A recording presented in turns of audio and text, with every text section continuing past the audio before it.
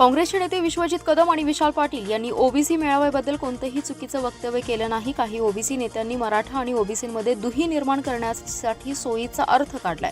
काँग्रेस पक्षाने कधीही ओबीसींवर अन्याय केला नाही. उलट खुल्या प्रवर्गातून महापौर पदासह इतर पदाचा मान दिला असल्याचं मत काँग्रेसच्या ओबीसी पदाधिकाऱ्यांनी व्यक्त केलंय.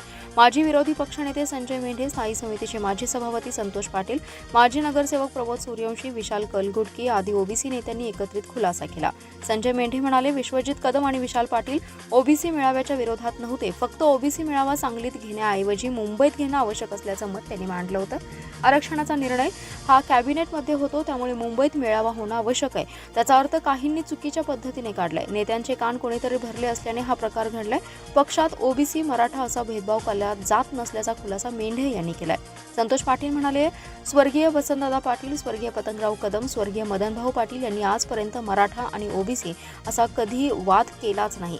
जातीपातीचं राजकारण कधी काँग्रेसमध्ये होत नाही. जिल्हा परिषद, जिल्हा मध्यवर्ती बँकेत ओबीसींना प्रतिनिधित्व करण्यासाठी संधी काँग्रेसने दिली आहे. जातनिहाय जनगणना करावी अशी आग्रही मागणी काँग्रेसचे नेते राहुल गांधी यांनी केली आहे. समाजातील सर्व घटकांना आरक्षण मिळावे त्यासाठी त्यांचे प्रयत्न असतात. मात्र ओबीसी मेळाव्यामध्ये काँग्रेसच्या नेत्यांवर झालेला आरोप गैरसमजुतीने झाला असल्याचं पाटील म्हणाले.